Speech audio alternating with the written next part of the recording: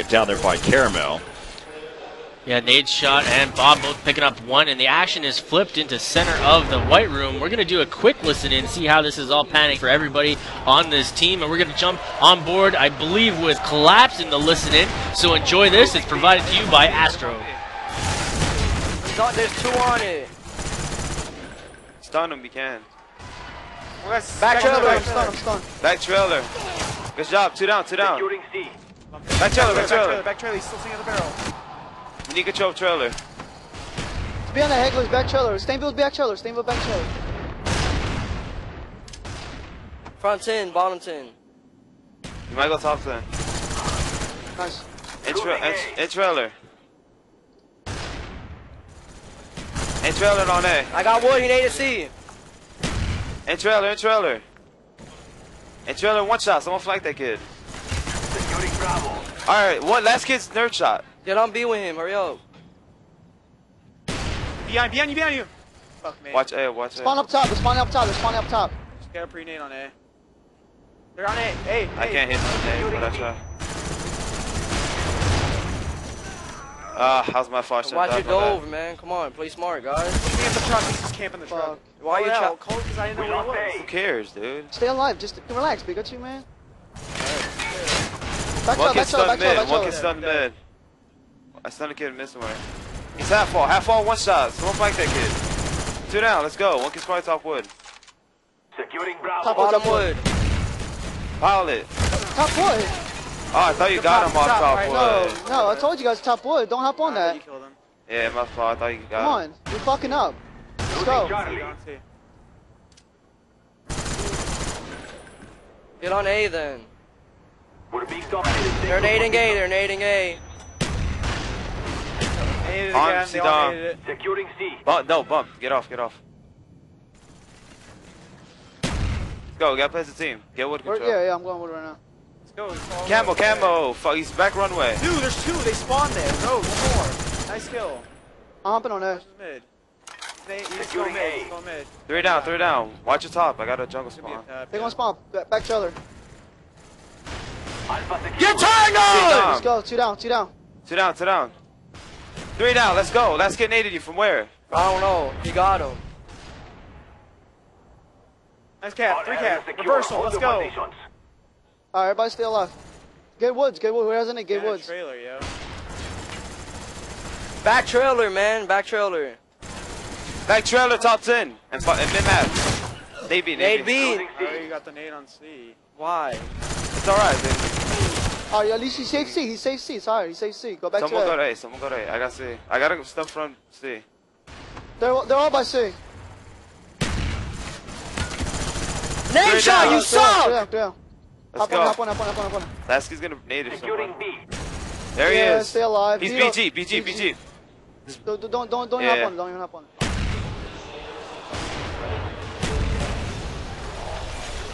Securing B. 87, make that 89 to 77 so far, as right now we have a lead is in favor of Collapse currently with 1:20 left to play here in the game here on Domination firing range.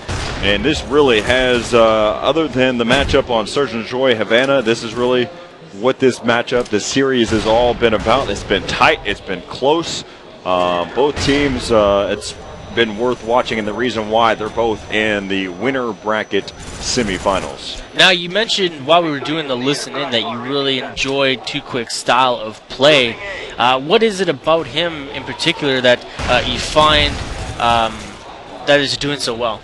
One of the things, like for me, it's very similar in how I play. It's the right mentality. The difference between him and I is he can hit his shots, and I can't. But more of I can see how he's playing. I know what he's about to do. Okay. I know where he's about to go. You can relate to him. Exactly. Okay. And that's what a lot of it comes down to it. That was a really good first half here. You know, we've seen Collapse take the lead early on, but dwindling away from that lead, Envy here has taken every bit of it and put it back to even ground, you know, tied up, using that reset button that was used so often yesterday, and now we're going to go into the second half at almost a clean slate, you know, putting a little bit more pressure on both of these teams, as it's 109-111, and really great job from Eon Envy, you know, taking that lead away and taking everything that Collapse had started to do and take away that momentum. So that 2-point lead is huge for Eon Envy. No? No. I was wrong? Yeah. Okay. So basically, we're basically starting all over, starting fresh. It's got 6.5 minutes to really be able to make a difference. And like we said, of course, the 2-point lead is just starting all over again. Yeah, a 2-point lead, absolutely nothing. And it kind of reminds me of a 1-flag lead. And, you know, people say that a 1-flag lead is still the lead. But, you know, for me, it's not enough of a buffer zone to keep safe. And you always want to push for more. You always want to keep going after the objective and going after those points. So the second half, you got to watch out for the start. Collapse came out of the start of the gate on that first half super strong. They denied all attempts at grabbing A off the start, forced their spawn back down to bottom range, and then basically slaughtered them as they had to come off of the respawn route. So if we can change that a little bit, you know, see Eon Envy use that same sort of tactic, and we'll see a much better second half to this game. One of the things that I had a lapse, I apologize, but one of the things is hosting on LAN. Yes. How big of a difference does that make? I know a lot of other games hosting does make a difference, but how much of a difference does it make it for Call of Duty Black Ops? I've never heard anybody complain or say anything, whether it's a benefit or a disadvantage. So I'm going to say that it's almost like it doesn't matter at all. I could be wrong. You know, I haven't had the opportunity to play against anybody. And in fact, nobody's taken us up on that challenge. So. I've never, well, we'll have to see if anybody wants to take us on in a 2v2. But let's go ahead and hop into the action here. The second half, a 2-point lead here for Eon Envy over Collapse here in the second half for Domination Firing Range, as we're all tied up here in the series. And what? 3-piece nade on A, get smacked.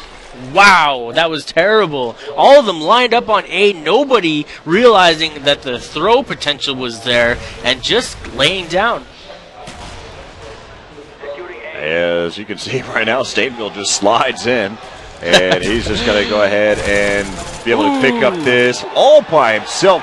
Gets the A domination site all by himself, slides back in. Here comes Pikachu, able to take out one. As right now, Stainville, they've already that quick a triple cap coming in here for Eon Envy. Such a different Eon Envy team than we see at the first half of this game. Completely changing the start routes and their start mentalities. You know, great nade, kind of led the way for the rest of this match, and they started to lose B. It was just a bit of a love tap. Nade Shot and Stainville both taking out one each, and now they're floating back over to A. Too quick, taking out Nade Shot. Stainville back on the A flag, and Bob taking care of business as well. So it's just kind of a race for this triple cap again. As right there, Stainville going to get taken down there from Nade. He's been able to pick up two. Caramel able to answer back as well. Tito's going to go and drop a nade over there as he's able to pick up the car bomb. Yeah, and they got a nice spawn right now. Both backside washroom and backside white trailer holding it down. Lots of ease of access to get back to B. 3 go down, though, in favor of Envy. So they got to watch this B flag. Nade Shot coming up big with that flag. But they had a quick float on to make sure that B stayed intact, and they grabbed it away from him. And so right now you can see Nade Shot trying to be able to pick up this A domination site all by himself. And he'll be able to do so. So now the A and C both belong here to Envy. And he'll be able to slide in there, as right now you got a quick look there. And, triple cap. They're going to be able to try to be able to pick up that. And that is going to be a triple cap coming in, as they'll be able to answer back, though. So now the A domination site belongs here over to Collapse.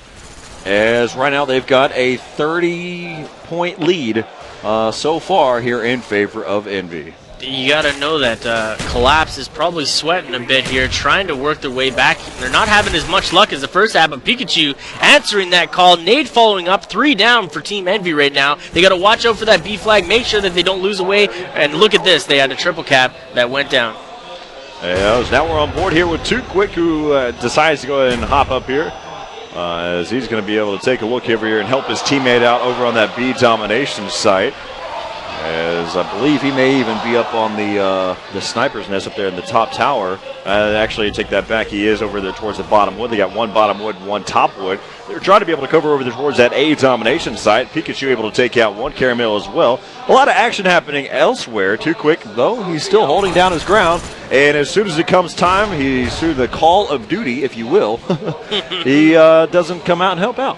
Yeah, Too Quick, I think it was just trying to hold down anchor spawns a little bit more, making sure he's still in that center position, not allowing them to get into top 10, which is a dangerous position here, denying it once, but not able to hold on to it twice. Stainville picking up the kill, Bob picking up Pikachu on A, and now it's going to be Nade who is going to race over there and try to make something happen here, and it looks like he did catch him, but at the same back, but Bob flopped around and got the kill first. That was an epic turn on.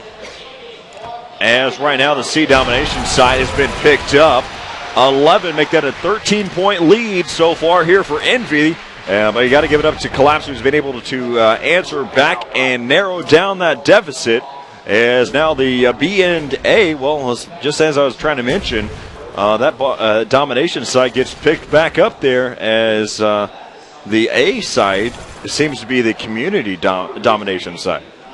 Yeah, everybody's floating back over there. Spawns are, both upside washroom and backside on the pass. So it's like a continuous aggression point or a place on the map where you're always going to be contending with somebody in front of you. So gotta watch out for it. Nade picking up a nice kill on Dito in backside white trailer, and it looks like he's going to be watching for the spawns here as they head towards C. So it's going to be Nade's job to try and stop this attempt and hold on to this triple cap yet even longer.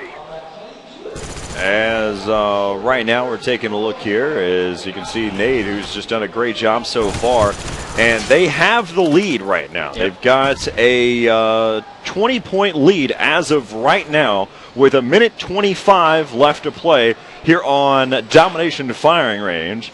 As you can go ahead and see, they've got their setup, and Bob found an opening as he will take out one, and now it looks like they're going to go ahead and rotate back around. Too quick through the wall, gets shut down there by Nade Shot, as now they've got almost a 30-point lead with a minute left to play. 36 points per minute is what we're looking at.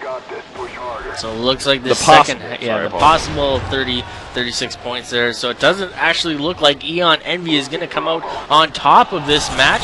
Collapse doing a much better job in the second half here, holding the triple cap for much longer than Eon Envy did, and capitalizing on every single mistake. I see a lot of hipfire come from Collapse though, and they've been benefiting it so far in this matchup.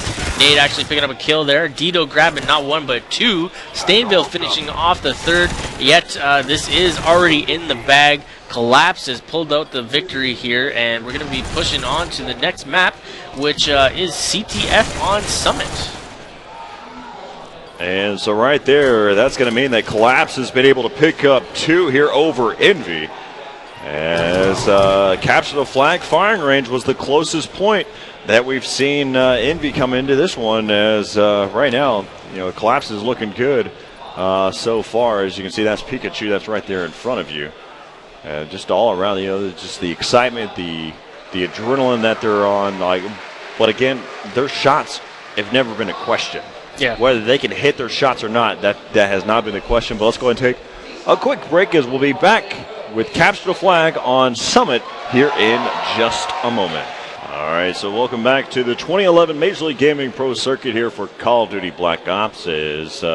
Right now, Eon Envy has to figure out a way to be able to come back and answer the call here, as they're down 2-1 here in the winner bracket semifinals here against Collapse.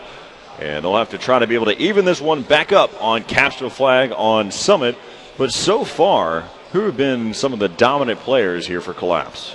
Well, we've seen some really good shots come from Too Quick. He played more of a passive role in the later part of that second round of Damo, but he was still holding down a very valuable position, making sure nobody was getting into top 10 or bottom 10. We also seen Pikachu come up huge with some grenades, Bob with a huge three-piece nade holding off the opposition trying to get A, and it looked like it was starting off to be a very good second round, but they weren't able to hold on to that momentum that they gathered up there. So let's go ahead and hop into the capture the flag on Summit here in the 4th game type here with Eon Envy going up against Collapse. Collapse leading this one 2-1. And we are jumping right on board with Eon Envy and Nade Shot and his team here, both choosing to run straight down mid, backing up a bit, letting Stainville lead the way a little bit. It looks like he is running oh, beautiful nade, the overhead from Dito, landing out a quick 2-kill lead, and they're going to be pushing up heavily here, both on the rail side and center through the map. As Nade Shot spots one, chasing him down, trying to be able to connect, but he was stunned out there by Caramel, and Caramel hops back out, able to take him out. As right now, again, we're back over here with Bob. Bob's going to get taken down, as well as 2 of his teammates there by Too Quick. All 4 are down. Too Quick able to pick up a 3-piece, 2 from a nade and 1 from his FAMAS. He's lethal right now, as Nade has been able to get the flag. He's the OBJ here for Collapse, making his moves, trying to be able to push back over here through this main control. As now Pikachu has been able to pick up the flag and make his move. Too Quick coming back around, trying to be able to help out his teammate. That was he's Nade still coming back around. He's going to be able to help him out as well. Pikachu somehow staying alive, but then getting taken down there by Bob, and the flag has been returned. Wow. So that was a heavy push. Lots of relays trying to get that flag all the way back, and we have confirmed that Nade is actually Apathy, and just a little bit of a name change here, it seems. I believe I saw that at the last event as well. His name was Nade for some time whenever he was playing. He went by Apathy for a little bit, but then he did change his name to Nade. So, but for those of you that are questioning who is this, that is Apathy. But we'll continue to call him by Nade. That's his name that he's going by in-game. I'm going to respect that, and I'm going to keep with it. All right, so back on board, Too Quick, big producer so far in this game. He's been, pulling out the most important plays when it seems they're necessary. Grabbing some of these flags, pulling them downrange, and supporting his players on the way back, but not able to hold off against Stainville there as he contested through the top side of gold or top glass, whatever you want to call it. Nade now with back-to-back kills, and it looks like this flag is wide open, but Dito in the way of that road home. He always seems to be right there at the right time.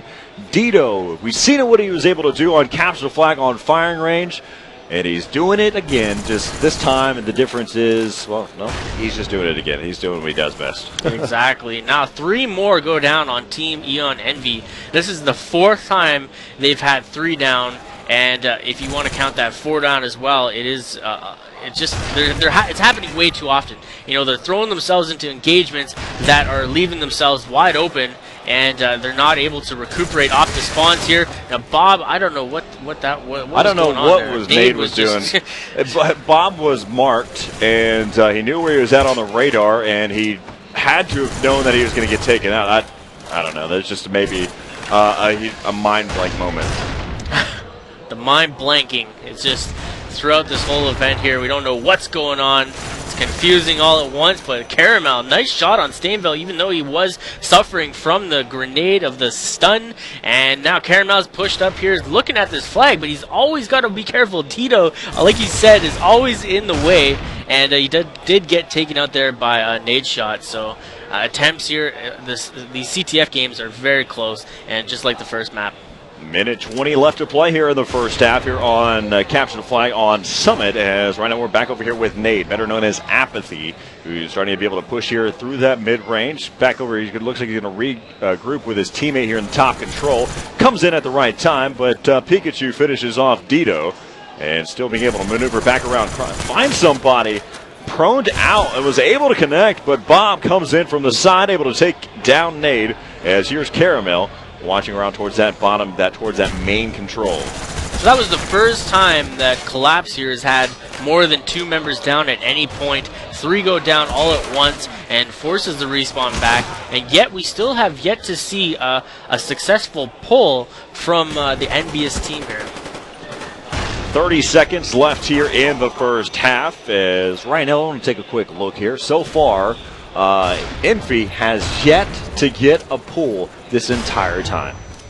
it's difficult to do when these guys are setting themselves up so well, defending the routes, making sure that if the engagement's going to happen, it's going to happen in the center of the map. That allows them to work off the respawns if they do go down. The 7.5 seconds is allowing them to get back on track and push the engagement back into B. Most of the action has happened, like you said, you mentioned, is in that top control, but at the same token, the other part of the main part of the action has been happening in Envy spawn. And so that's where the battle has been most of the time. They've never really forced any type of pressure on to collapse back in their own spawn. That's the reason why they probably didn't even catch a glimpse of what the flag looks like. They probably even forgot by now. They very well could have forgotten about the flag, but more focused on just surviving long enough to get over there. But we're going to switch back over, see if Eon Envy can make anything happen, but too quick. Caramel and Pikachu denying that as all 4 members drop to the ground. Devastating. All I can say. As right now, again, they're smart. A great play here by Collapse. They didn't try to push right in to be able to get that flagpole. They were waiting for them to try to respawn, force them back around. You can't just hop right into it because they would get completely counterpulled and or overextended in the point where that Envy would be able to get a quick pull out of them as well. Yeah, overextending and thinning yourself out is going to leave you in a bad shape. So, better to hold off on the initial push, especially when it came from the middle of the map. Right. You're not really in the center part. You're not in the opportune or most opportune place or position to grab. So, I agree with their decision there not to get too overzealous. 4 minutes left to play as, again, so far the score is 0-0. Seems very similar from capture the flag on firing range. As right now they're starting to be able to push up there. The AK-74U from Dito as he's just defending back in his own spawn, waiting for his teammates to start to respawn, start to push up here.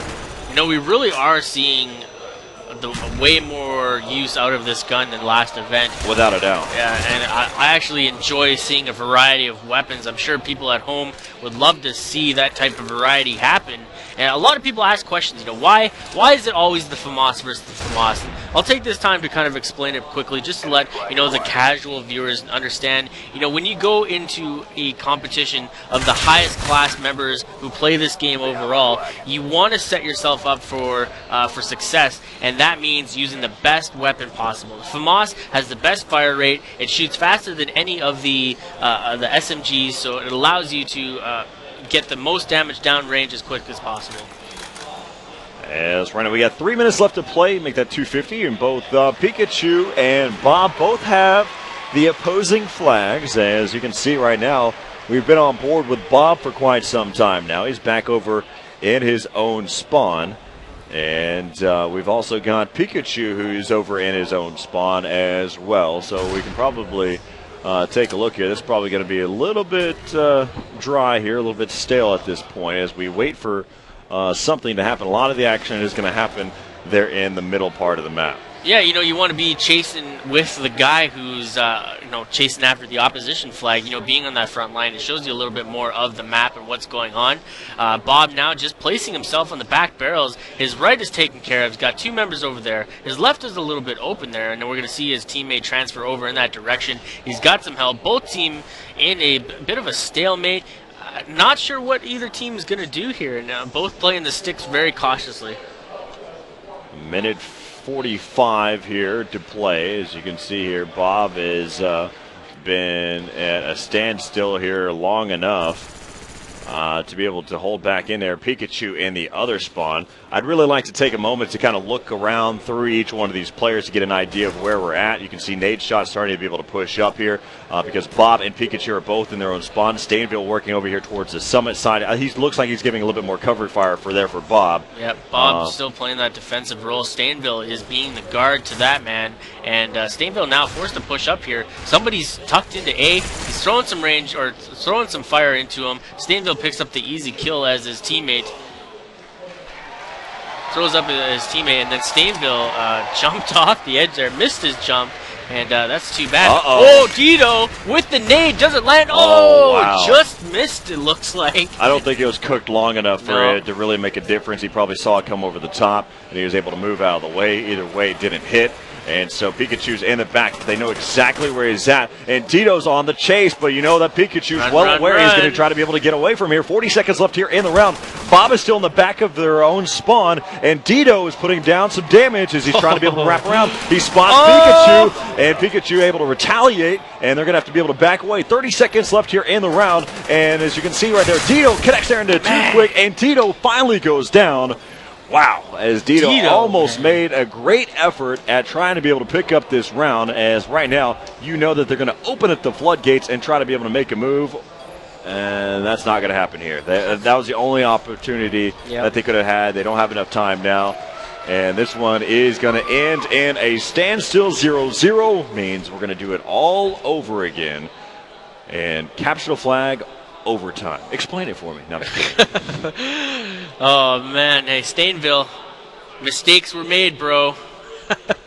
He jumped off the edge there twice. But Dito, I want to talk about Dito. If he had a few more seconds or maybe another teammate to maybe change the focus off him, I think he could have had that flag just a couple more seconds. He did a beautiful job of clearing out that topside spawn, swooping around, and he was just so close to getting it. He put so much pressure there on Pikachu, which forced him out of that spawn, which made him vulnerable. At that point, like you said, if you had somebody else to work with there in that latter part of the round, they would have been able to pick him off, maybe even get the return and then get the flag cap, and then we wouldn't be doing this overtime again. But that's going to be the case. Such a close matchup here.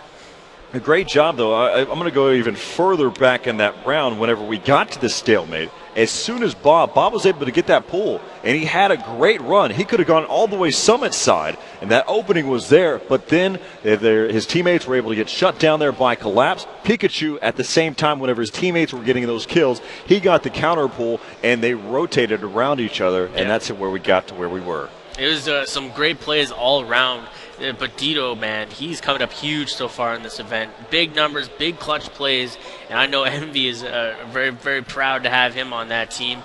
Some other instances, Pikachu, holding on to that flag. As much as Dito did a good job of getting there and almost disrupting that flag, Pikachu held on to it.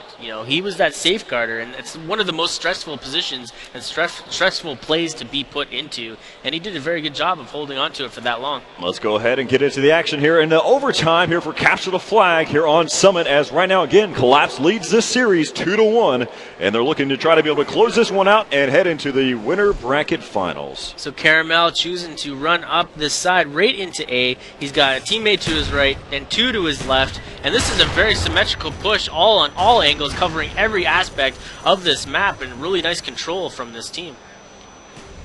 As right now on the other side, Envy is putting a lot of pressure heading over there towards the opposing flag. They've got to be able to battle here against Caramel, and they've been able to respond quickly after that. So now we're back to where we were, but it looks as if they're not really having anybody play passive or play defensive, as here comes Caramel able to take down Nate. Shot still starting to be able to push around. This is Caramel heading over here towards the summit side. His teammates are on the opposite side of the map. You got one person heading there through that main control right now, as Stainville's going to be able to take him out there. That was Caramel.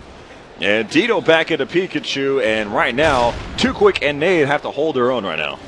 Yeah, they're stuck on the left-hand side of here trying to engage. One goes down to Too Quick's hand. Nade picks up one. Dito responding to Nade. And in the backside here, this is the very same positioning we've seen at the first round.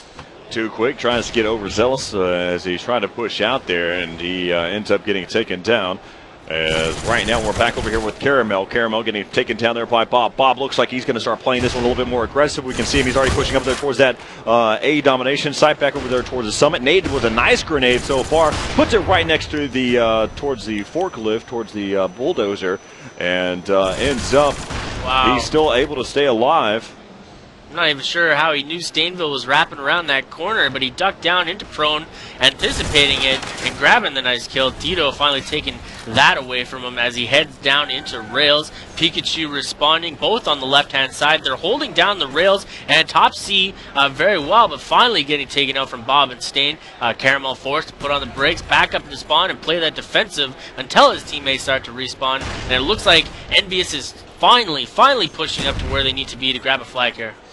As right now, Nate Shot is able to take down Pikachu. You see Caramel is being able to push all the way on the outside. He's going to be all by himself right now. He's got to be able to hold his own. He's able to take down Dito. Wraps back around over the top of the box. Almost able to get taken down there, but his teammates being able to respawn there. Takes a gutsy move, jumping across. Probably one of the poorest choices he could have been able to make there. As now his teammate, though, Too Quick, is trying to clean things up.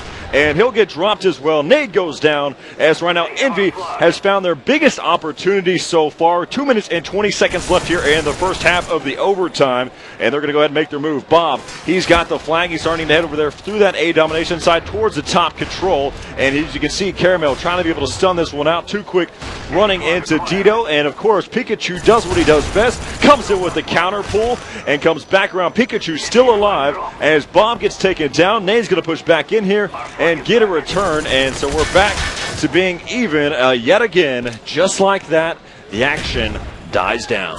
Wow, pretty crazy events that went on there. Lots of relaying, lots of stuns, and ultimately both teams played it very well, grabbing both returns, and now they're forced to choose to go for a last minute flag cap here, or potentially just wait it out. With a minute 30 left to play here in the first half of the overtime, as we may go into overtime after overtime after overtime after overtime if this really starts to keep up, because right now each time that Envy has had a great pull, Pikachu has come back around and went for the counter pull directly. Yeah, that's what he does. That seems to be his go-to tactic. Anytime his flag gets pulled and he's not in the main direction to defend the initial run, he just backs up, tries to sneak in through spawn, grab flag, and get out as long as possible. And that's been the key factor to why Envy has not been able to put points on the board on any of these CTFs here. So you got to take care of him, I think, if you want to make sure that you're going to grab the flag. He's got to be accounted for and called out. And when they're calling out and making sure that 3 or 4 down, you got to account for the fact that he's probably going to be hiding somewhere or in a position to grab the flag. Almost the opposite of on his team as Nade Shot is, or sorry, Dito. As right now 20 seconds left here in the round. This round will end up in a stalemate, and by looks of how this is working out, they switch sides and they'll see who can get the flag cap in 5 minutes, and that's what we're looking at. Yeah, I don't think I've ever watched a CTF where nobody's got the flag. I think we've seen it once before. You and I have seen this one, where there's been multiple moments where they haven't been able to get a pull there. So, but again, what it looks at it, that's 4 halves. We'll make that 5 halves now. That there hasn't been a flag cap in this series. And we can account to that for Eon Envy. It's Dito. Dito without a doubt. Taking away those flag caps. And then on Collapse, it's Pikachu. Pikachu with the counter pulls. Yeah, both teams have a player that denies the attempts on the flag runs, and it makes it very challenging for both teams to deal with it.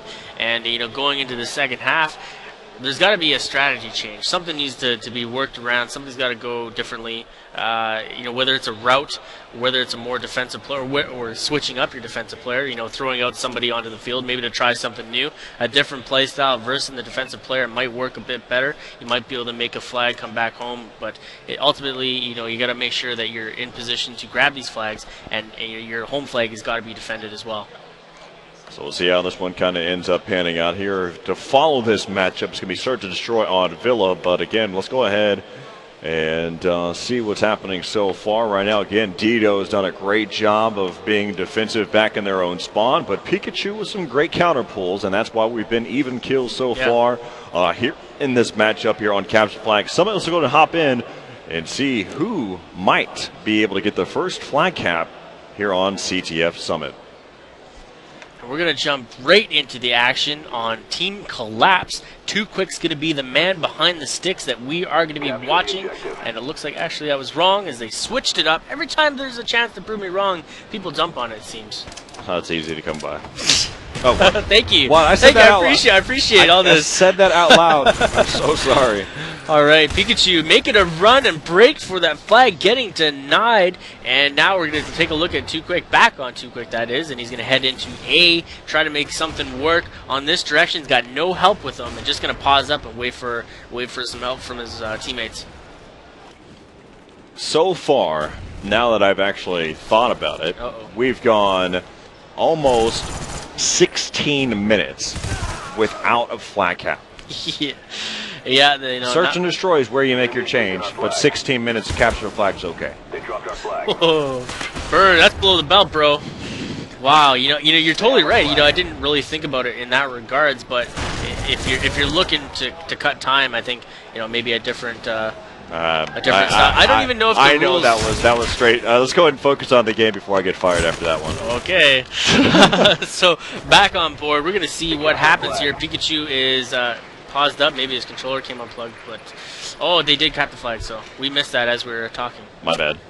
That was my fault. Envy able to get the flag capture there, and that should do it. And well, it only took 16 minutes for them to be able to get a flag capture. If you look at it that way, yeah. So we are going to take a quick commercial break here. We will be back with, he said, S&D on Villa. I'm looking forward to this game. I've been looking forward to it as well. So stick around here on the winter bracket semifinals here with Eon Envy and Collapse. All right, so welcome back to the 2011 Major League Gaming Pro Circuit here in Raleigh, North Carolina. I'm Corey alongside Holiday Duck.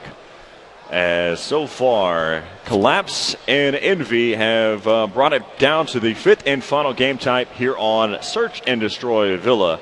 Would you say it's because of that, man? I would have to give credit to that man for sure. He's a defining factor and a great member of the whole combined team. 5 members of Team Eon Envy, not the typical 4. We're going to be pulling into S&D on Villa. And you have something to say? Well, no, you'd also, for the last longer presented by Stride, if you submitted your own gameplays and get tips from MLG Pros, well, you get your tips from Hastro. If you're one of those persons, you could go to www.majorleaguegaming.com/last longer. And, of course, you'll be able to check that out. And but let's go ahead and get into this next matchup here on Search and Destroy on Villa. And if the Search and Destroy on Havana was any sign of what's to come, this is going to be a quick game.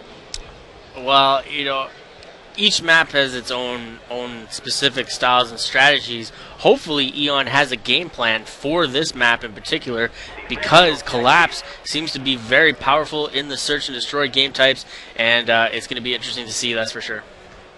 As we're going to go ahead and start off, and last time we watched Collapse break the mold and heading towards the A-bomb site on Havana, but this time they're going to go ahead and stick strong. Maybe the A side is probably on any map their go-to place to go, but right now they've got we're on board here with Too Quick, who's watching the transition point from B to A, and Stainville able to take down Pikachu, but the bomb will get planted inside of that A-bomb site. We're still holding down here on this transition point, and a lot of action happening over there towards the A side. And finally, Too Quick will help us out with the camera and bring us back into the action. Is right now it's going to be down to a what was a 1v4, and Too Quick from the grave able to take out one.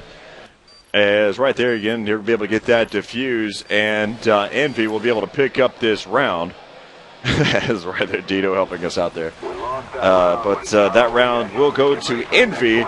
They picked it up pretty quickly, as the A-bomb site is so hard to defend afterwards too. Yeah, I agree. There's just so many open opportunities, and so much. Go ahead. I apologize. Go ahead and keep going. Up top, you have to worry about up top Villa. You got to worry about the B cut. You got to worry about the swap back around through C, and it's just so hard to cover all those points on the map with only 4 people or 3 people.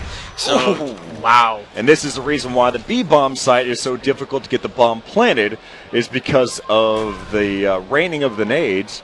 As right there, Bob got taken down there. He was trying to plant the bomb. Now they know the general idea is that the bomb is down in that B-bomb site, and Caramel able to take down Stainville.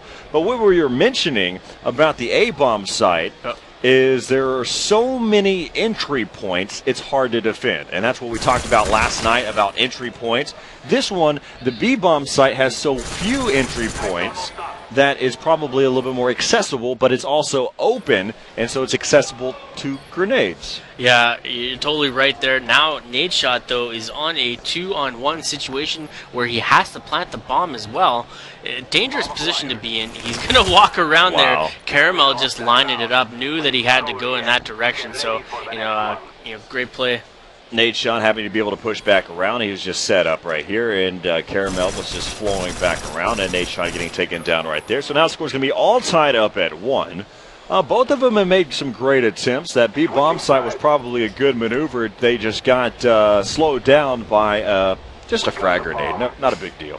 Not a big deal at all. Switching back on board with Collapse, we are on board behind the sticks with Caramel. He's got the bomb. He's got 2 other teammates pushing up on the right-hand side there, so he's got some cover. And then look, they got one guy who snuck right through the B cut too quick, is so aggressive. Look at him push right in there, grab the kill on Bob, and now he's secured the bomb plant, and this is a nice setup.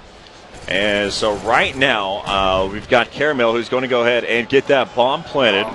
And their difference is right there. So this is a good point I want to bring up right now. The reason why it was a good plant of where he was at is because he is more unlikely to get hit by a grenade in that position than he was where Bob was when he was trying to get the plant between the bomb box and the statue as well. Yeah, and Pikachu just had to sit and wait. They had a lot of men up and able to defend all points of this map.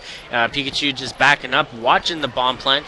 Placing the bomb plant on that front side allows you to get in this to defensive position. So there's lots more involved than just where you plant it. It's not a random occurrence, that's for sure. If I had it my way, I'd watch Collapse play Search and Destroy quite a bit, because the way that they're playing it is exactly how I've been preaching so far to the community about how to play Search and Destroy. Too quick, though. Starts things off with a great pre-nade. What Call of Duty Search and Destroy is all about in the beginning of the round is getting that pre-nade off. That's been the case for years. Yep. Whether it's been Call of Duty 2 from back in the day, is about that pre-nade. Yeah, now Bob is forced to hold up on this bomb plant, watching the backside, making sure nobody's sneaking in behind. And then he's got 2 other members checking out the B side, looking in through center and both on the gate. So there's opportunity here to plant the bomb. They are going to use and mirror the same direction that Collapse used earlier. This time Bob is planning, or going for a fake plant, trying to draw out the opposition. And he's not able to hold it off as Caramel takes out Stainville. As Stainville exited into bottom bar. And now he's left alone as Nade Shot gets taken out on backside gate. This is going to be a heavy opportunity, lots on his shoulders, and he's able to pick off one, but now he's marked himself. They all know, and they're all going to be headed towards him. Well, right now he's going straight for the bomb plant in this 1v2. As right now, here's that grenade. Is it going to be in the right spot? Almost in the right location. He'll be able to get out of there. 2 grenades come by. He's going to be able to hightail out of there. Here comes some stunts. He's going to try to be able to get away. Oh, he hit him on the head with the nade. Able to take down Caramel down to a 1-versus-1. Pikachu down as he's going to go ahead and try to be able to come back in here. He's got great move by Bob as Bob comes in, able to get away from both of those frag grenades and picks up the round. Doing a fantastic job. I love that maneuver. Stunning both sides, escaping the nades. When he got the stun, the perfectly timed and positioned over the head nade, landing in the lap of, I believe that was Caramel. So great defensive nade. Great defensive nade. Moving away. They were on the chase. They knew he was over there, and they were chasing him down. So they went to the same area that he was at, and he put a really well-placed nade. Yeah, now it looks like they've decided to change up a little bit, head over towards A. They've got the center B cut covered. They're looking up top Villa. Top Villa is a dangerous, dangerous spot. There's so much of the map that you can get first shot on. Very little parts of your character is going to be shown, so it's very hard to pick people off here. Nades actually, wow. I'm not sure how that connected. It looked like he dipped around the wall completely, but he was able to hold on to that kill. 45 seconds left. 3 versus 3 right now, so this is a close matchup. It's all tied up again at 2 here on Villa, and this is the 5th and final game type between these two to be able to decide who's going to play against Eon Optic Gaming or against Fear. That's the matchup coming up next. As right now, Nade is going to get taken down. That 3v3 was quickly erased just like that, as now the score is going to be 3-2 in favor of Eon Envy. It was like they were waiting for the bomb to be planted, and they all just hopped out at once and killed everybody all at the same time. Beautiful plays by Bob and Nade Shot. You know, Bob with the 2-piece, and then Nade Shot with the slice and dice right in the center there. But, you know, ultimately a very good play, you know, very good ambush attempt or strategy once that bomb got planted. It, you know, almost seemed like they checked B first before they head back over to A. So whatever the case may be, they did a very good job at it. Envy learned their lesson from last time, went ahead and waited out for some of those pre-nades. As now we're on board here with Bob, the bomb carrier, here for Envy, as he's had some really great rounds so far. As pushing back around, they've got one member here for Collapse there on the main site. Too Quick goes down there by Dito. As again, I was mentioning that Bob has been doing a great job so far. He's 7-2, goes in for that fake plant, tries to draw in some grenades of some sort.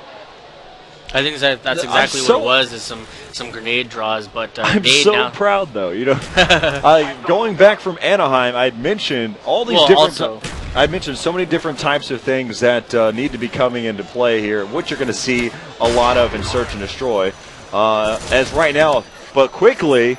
The round's over, but that doesn't go back from the fact of they're utilizing different aspects of the game, and some of it's not paying off, but it's part of it. Just the fact that you make your move, you push in, you try to get something started. That right there is Caramel, better known to some of the community as Parasite.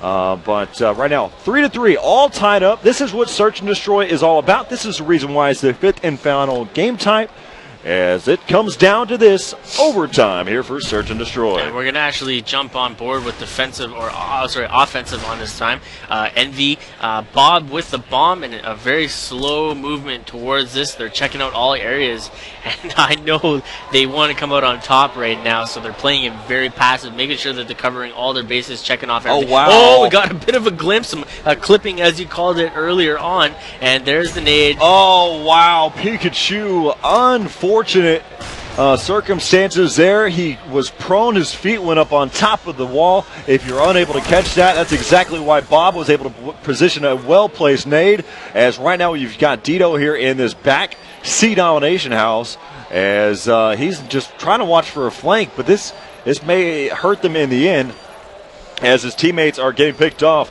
Stainville and Dito going against Nade and Too Quick. 25 seconds is going to decide who's going to take this round. Stainville able to take down Too Quick. Left up to Nade. Nade is maneuvering his way back in. And Dito takes down Nade and picks up the game. That's game, set, and match. Therefore, Eon Envy is able to pick up that matchup there against Collapse. And it came down to the last bit there in the end, but you have to feel... My heart was pumping for those teams. I feel sorry for Pikachu in that instance. Well, yeah, that was a mishap. Just the idea that that clipping came into play there, where his feet got legs kicked. flailed into the air. He's like, it was almost as if his hands went up in the air and he was waving to the, I'm here. Hey, I'm over here, guys. Go ahead and throw that nade, but. That's the way it works. It's part of the game, and it's understood through and throughout. And so, but Envy doing a great job, more so.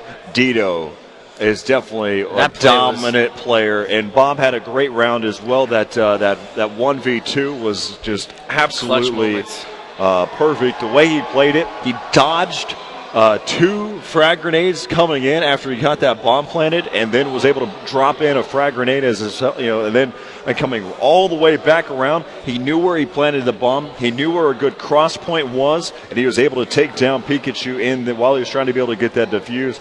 And then Bob, luckily, was positioned well to be able to pick that up.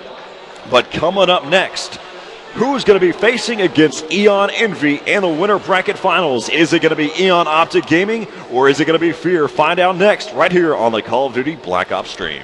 Welcome back to the 2011 Major League Gaming Pro Circuit here with Call of Duty Black Ops. As you can see, Assassin who came up big in the tournament there in Anaheim and pulled off that 1 versus 4 that came up pretty big, as well as some of the other clutch moments that he has had in the past.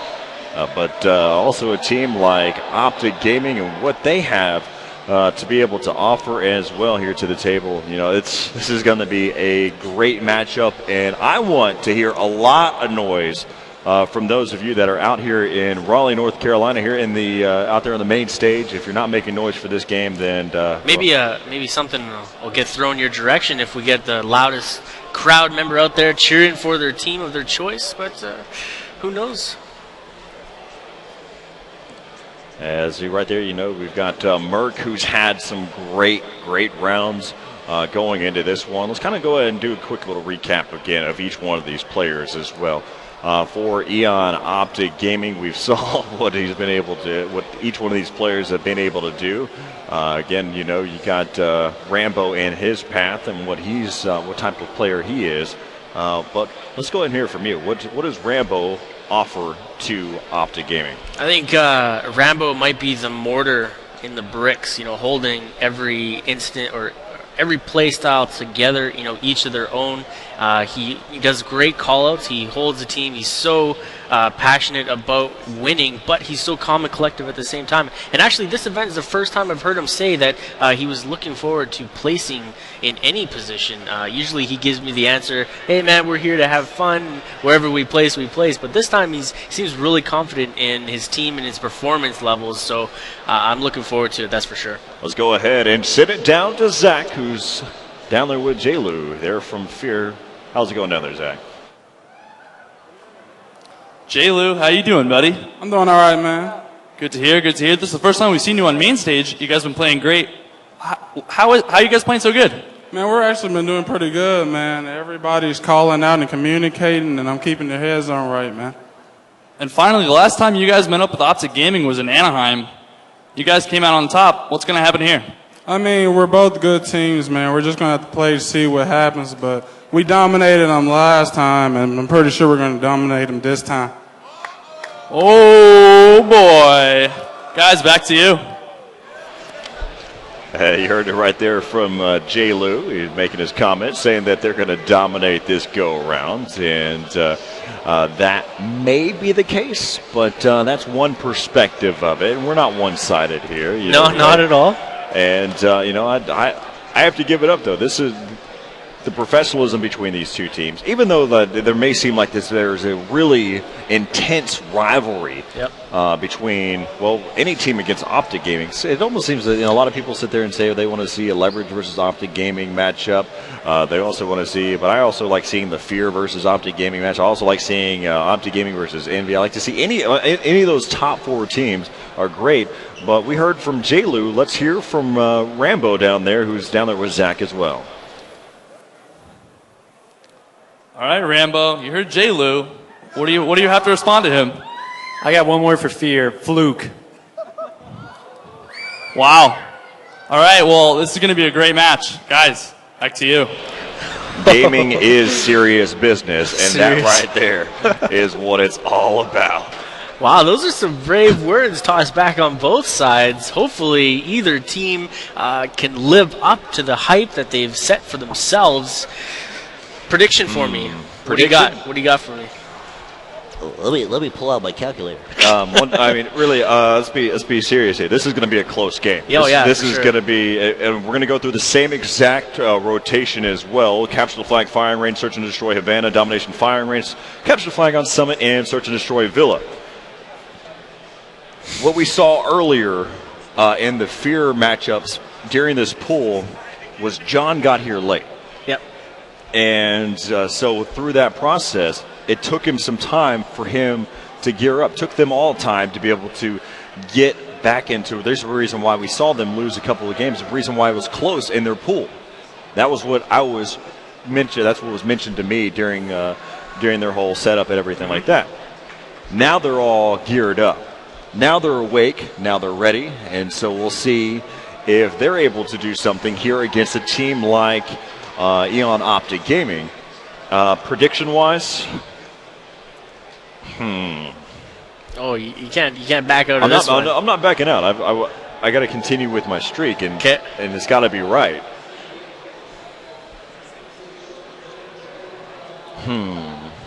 We can't wait this long. I'll get back to you, B. I promise I will give a prediction before this game starts. And now it looks like I have to make the prediction now. And I want to see how Fear does this first half of the CTF game. That being said, you got less than 5 seconds to make your prediction here, but we're gonna jump right on board into the action, see how this pans out, and we're gonna put right behind the sticks of John, the player that you had mentioned in the pregame here. You're running out of time, sir. 3-2 Fear. 3-2 Fear. Well, that makes me. I know. I've never once, and I've been labeled and branded as a fanboy for Eon Optic Gaming, and I have this feeling. Okay. It's a weird feeling. I'm a huge fan of watching. I'm a huge fan of esports. I cheer for so many teams. Oh, don't even do that hard. to me. It's hard to be a fan of just one team. I got in so much trouble for it in Anaheim. Remember? Like I said I was a fan of Optic. I said I was a fan of Fear. I said I was a fan of everybody. It bit me in the end. But I'm a fan of esports in general. So right now we're gonna take a look, and it looks like 3 members go down. Last man alive is John. John's forced to try to defend this flag run. And early on, Rambo is going for the run. Put on the running shoes, and he's taking off. But John denying it, turning around, taking out Big Timer. Wow. To be honest, I'm not going to take back what I said, but what it's really going to come down to is who is getting hot at that time. It really, if Assassin and his teammates are unable to get hot and unable to hit their shots, they're not going to take this. I mean, I know it's a no-brainer, but that's really what it comes down to. I think that Fear is such a erratic playing style that they put a kink in the methodical mindset that Optic Gaming is, and that's that whole thought process. If both these teams are top-notch, I think that Fear has the upper hand. Wow. Fear actually coming up to that prediction as you were saying it, grabbing the first flag cap, and Rambo's now forced to try and make something happen, but the flag gets taken again by John. John forcing himself through the center of the map. Twiz taking care of business in center B cuts, and now J-Cap's forced to make a run, a beeline for the opposition. Catching him off guard was Assassin, and there is 2 back-to-back flag caps. Team Fear, you are as long as it keeps going this direction, you're 100% right in what you were just saying. I mean, again, that's what the whole process of what I was thinking about. There are 2 different playing styles right here, right now, and the issue with a team like Eon Optic Gaming is they were so methodical. They were down to a T. And they can usually recover, but as soon as they recover, something else is thrown in there, and something else changes up their style of play. And so they're having to continue to adjust and change. That's 3-0 already, and we're we're halfway here in the first half. This is a little bit different than the Envy and Collapse match. It did take 16 minutes. It took 2.5 to get 3. Landside maneuvers. The train has boarded and left the station. And now we are back on board with Team Fear and Assassin. John's last man alive, slice and dice on Big Timer. Flag gets grabbed by Rambo, and he's turning around looking for the kill. Can't grab it, and does finally find it. Rambo goes down by John. John being that Tito player from earlier on and grabbing a third through the wall. This guy's got X-ray vision, grabbing kills left, right, and center. And he's doing a tremendous job, not only grabbing flags, but defending them as well. As right now we're back over here. That was Twiz, who's going to get taken down there by Rambo. Still 3-0 here in favor of Fear in the first half. Minute 30 left to play. As now we're watching Fizzer. Fizzer wrapping around towards that backside. Spots Rambo, able to take him down as he's going to go and push back here. He's got his teammate who's pushing over there towards the jungle side, waiting as it looks like. Again, they're just kind of holding back here inside of their own spawn. And you've got one of their teammates starting to push there towards that, towards Optic Gaming's flag. As, again, they're doing a great job. They've kind of weighted things out there. We've got this 3-0 lead so far. And up top was Big Timer. He's going to take down Fizzer. And the flag gets grabbed yet again. Assassin making the push here. Twizzy Twiz dropping some markers downrange on center of this Jeep here. Assassin getting taken out, and Twiz popping up like the whack-a-mole game, finally getting taken down. But man, this has been a one-sided game type so far.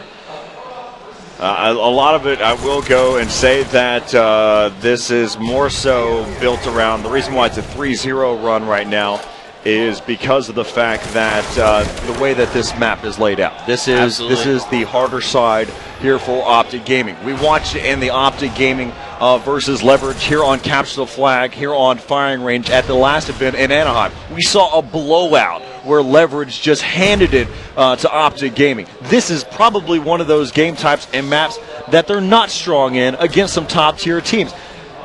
It's still just it's not going to change the style of these game types going and throughout the rest of this series. It's going to go back and forth. I still think it's going to be a tight 3-2. Don't let the score deceive you. As right there, though, the first half 3-0 here in favor of Fear. Amazing first half, you know, great plays all around, forcing it to happen. You know, all the teams grabbing the kills when need be and just holding on to it yet again and again and again. But, you know, back on board, Big Terror takes out Assassin on the way down through jungle side pathway. Twiz is now forced to back up. Watch for these guys headed down the direction. Taking out Merc. Got to worry about JCap. JCap responds nicely. And it looks like Rambo snuck through there. Not sure how he made his way down that direction, but either way, he got into there. No flag cap or flag pull yet. And they got to make something happen early on if they want to catch up to that 3-0 lead. I apologize. I made a comment saying that it was they were on the harder side, or that Optic Gaming was on the harder side. I disagree. I think now they're on the harder side, and I think they might start to have a little bit more of a run here. The only difference is after that 3 flag caps, and that's 2.5 minutes, they were able to shut down Fear for that old time frame. The only issue is they weren't able to get a flag cap of their own. So there's different sides to look at it here, but right now it's probably going to end up being a 3-1 overall because I don't see Fear trying to be able to really get much going, but JCap just taking gambles here. Yeah, he's trying to make something happen. Twiz was in the way, and now he's forcing another play to happen, go down. Or fortunately, they've got 3 down. Optic is now have an opportunity to pull in and try and grab a flag here, make something happen. A Big Timer does pull a flag. He's headed back down jungle side. He's got help. Not only a white trailer countering the respawn routes, but great play. Rambo's knocking them down here. Wow, all pre-fires there by Rambo. He spent all of his time. He's already unleashed 3 clips. And you got to take that into consideration right now as he's trying to be able to push back around. Merc able to get the flag pull right now, but John also countering here. That's a nice return. They're set up very, very close to their flag, able to defend and cover their flag runner at the same time. They got to be worried about the jungle spawn if it does pop, but Rambo just confirmed that they are still backside white trailer, taking out him. John now pushes into center map. JCap taking care of business, and they've now lessened the lead, and they've got one flag cap on the board, and I know they're happy about that, but they only have 2 minutes and 30 seconds to grab 2 more to tie it up, not to mention to grab 4 to win this round. And that's what I had mentioned. Right now I'm sitting at saying that they're going to get 3-1. But right now, Optic Gaming has Fear right where they want them. They're forcing them to spawn over there towards that back trailer. And right now you can see Rambo, who's done a great job of holding him over in that region. As right now the flag has been taken down and been returned. 2 minutes left to play. They've got to be able to pick up 2 to be able to even this one up and send it into an overtime here for Optic Gaming. As right now we're back over here still on board here with JCap. And JCap sitting right now 15-16 overall with this KDR. He's gotten 1 return. And he's going to be the LMS right now waiting for his teammates to be able to respond. Assassin taking out JCap from bottom 2, looking for that player. They've got the flag back on the run, and now it's up to Merc to try and shut this down. Nicely placed stun. I think they're going to connect, and they do connect, so that is a bit of a pause, but JCap not able to release the grenade, and they do grab another flag. That is going to be the deal breaker if they had any chance before of tying this up. That has now diminished to nothing, as you know, Assassin and Team Fear are just holding their ground way too well. Optic just a little bit slow on the push and slow to react to how they're playing. So overall, we're seeing great matchup so far. But Team Fear, look at John is about to drop a 30 bomb against Optic Gaming, something you don't see very often or at all. Remember, whenever I mentioned you were talking about Saints, who had a 30 bomb and his teammates had 10. Well, now I'm almost standing corrected because his teammates are at 21, another one's at 15, and Fizzerup's at 12. Assassin following up at 21, and right now currently John has 27 kills. I also mentioned that John came here, he was cold, and here he is now. He's on all fire. Heated up. He's on fire with these shots, picking people out left, right, and center, but responding to that call was JCap. 4 go down on Team Fear. This is an opportunity. Too little, too late. They pushed not enough earlier on, and they're paying the price right now. And I've noticed that, John, there it is, 29. He's within 1. The possibility is here. Can he make it happen? 10 seconds. Rambo, huge play here. As right there, Fizzer's able to pick up one more, and looks like John's going to come up short of the 29, or of the 30 bomb. But he gets 29 kills, 21 kills for Assassin, 18 for Twiz. But look over here on the other side, Big Timer 23, JCap 21. There's a lot of deaths that were on the board. Yeah, there's a lot of kills too, though. So it's went back and forth all the time. Just speaking on that, it seems like everybody took their turn. Rambo at the last part of there, grabbing kill after kill after kill. John earlier on grabbing kill and kill and kill. JCap a couple times. Everybody went off at one point or another, and it just seems like the deaths were situated more in the wrong times for Optic as they capitalized on every single 3 or 4 down and grabbed flags and just ran them back nonstop. It was crazy. As right now, Fear takes the first map 5-1 there on Capsule Flag firing range over Eon Optic Gaming. We'll be right back here in just a moment. Search and Destroy Havana coming up next. All right, so welcome back to the 2011 Major League Gaming Pro Circuit here for Call of Duty Black Ops. We're in the second game of this best of 5 series here in the winner bracket semifinals. Who's going to be facing off against Eon Envy? They're in the winner bracket finals here with Eon Optic Gaming and Fear. But one of the reasons, whenever I was getting into my prediction, why it took me so long is because of the map list that we're looking at right now. Oh, okay. And that's what really... You got some insider trader info or what? No. It's just, I mean, I've had now, this is my 4th event to look at, and I've watched these teams, and that's what I've collected so far. All right. Well, I agree with you. We've seen how these teams play before. Team Fear ideally likes to win the CTF because even if it does go to overtime, they've managed to pull out the victory on 90. It seems like 90% or more of these CTF games, and I don't know what makes them such a strong CTF team, but they seem to work around and change up the opposition's play style. They force them to change their own game style and move it to something else. And so we'll see if they can carry that over here to Search and Destroy here on Havana, as we'll go ahead and hop on board here with Fear. As it looks like they're going to go ahead and put a lot of pressure over here towards this B bomb site. Oh, misgrenade.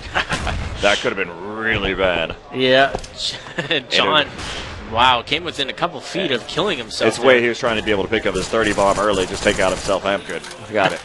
Yeah, I did all the work last game, guys. Let me know when this one's over, type of thing. But I don't think that's going to work. They're going to need all men on the board to be able to challenge Optic on this game. Havana S&D is so dynamic. There's so many different things to worry about. That nade coming from nowhere across map. Somebody must have spotted him and tried to nail him out. John now looking into bottom yellow. He spots one. Didn't take the shot, or did he spot him? I don't know if he spotted that or not. As right now, Merc has been able to take down 2 so far. And Fizzer back around able to take down Rambo, as it looks like it's going to be down to a 2-on-3. As now we're back over here on board here with John. John going to get dropped there by Merc. Merc picking up 3 as he comes in there and just does a great job overall. As you can see here now, Merc just was holding his own there down in the bottom blue and able to take down John there at the end. So first round's going to go to Optic Gaming. As right now, it's the way things have kind of been working out. Let's go ahead and switch over here to the other side. Now we're here with JCap, or make that Merc here with Optic Gaming. Yeah, Merck's now crossed the road, the most dangerous part of this run. He's got to worry about a grenade. Lands with a stun next to it. They know he's over there. Got to worry about where it's coming from. It might have been a backup procedure that could be up top here. Got to worry about so many different routes and possibilities. It's a dangerous push over here. He's already been able to maneuver all the way back over here towards this B side. He gives up a lot of ground now as he goes back. To be able to check over here, his teammates have been able to push in here. He's watching from the high ground. He's got his teammate over there towards the back alley. Bomb's going to get planted now inside. Oh, as the bomb carrier, that was Rambo. He's going to get taken down. He didn't even have proper cover fire. No, not at all. And already, you know, we're seeing Merc's doing some very well. Shot. 4-0 right now. Merc is putting up numbers. JCap responding, and this is kind of not leading in the direction I had assumed at the beginning of our match here. I'm happy that you didn't make a prediction. Yes, publicly. Publicly. As right now, we look at it, you know, JCap there at the last kill, but Merc just doing a great job. You know, he's just giving some, just doing some great cover fire. The only slip up in that whole instance was Rambo had no one giving him cover. And Assassin had that opportunity. He was open and vulnerable, took him down. Merc getting taken out by John early in the round by that pre-nade. Twiz now is looking up to top here. He grabs a bit of a peek, throws the stun instead. I like that play. Knew he didn't have the shot. Fizzer now picking up the kill as he got a little bit of help, slowing him down. A nade lands out of nowhere. Rambo coming up big for that one. And Twiz now looking to get out of harm's way and move into a more defensive spot to watch this bomb plant and fend it off from the retake. As right now, you got 33 seconds left here on the bomb timer. JCap taking down John. Now it's going to be down to a 2-on-2. JCap and Rambo going against Assassin and Twiz. As Assassin, you saw him come across there, and he's going to get taken down. Now it's going to be down to a 1-on-1. Rambo and Twiz. Twiz holding down the ground. The reason why he was watched, he was in that position. Rambo takes him down, and he's going to be able to get the defuse. If there's anybody that you want to play in a smart situation, it's going to be Rambo from Optic Gaming. 3-0. They answer quickly back to the capture flag on firing range, and they want to finish this one out now. You know, unexpected, that's for sure, but to be honest, you know, they had to do something to come back off of that initial loss. You know, you can't let Team Fear escape with 2 early victories. So now we're going to take a look, jump on board with Rambo as he heads over towards this B side again, and a very slow-paced push over to this side. Could be changing up his route or just simply watching the back end here, not wanting to let that bomb drop in with any sort of reach of the opposition, making sure that it's taken care of. But as the initial member goes down, it is a 3v4 right now, and there we go. Going to be left up to Big Timer and Rambo. Rambo again, still the bomb carrier, making his move over here towards that B-bomb site. He's going to get dropped there. He just left his side open, trying to go into an area that has too many entries, too many doorways. As we can see the last kill here on the Big Timer. As now the score is 3-1 here in favor of Optic Gaming still.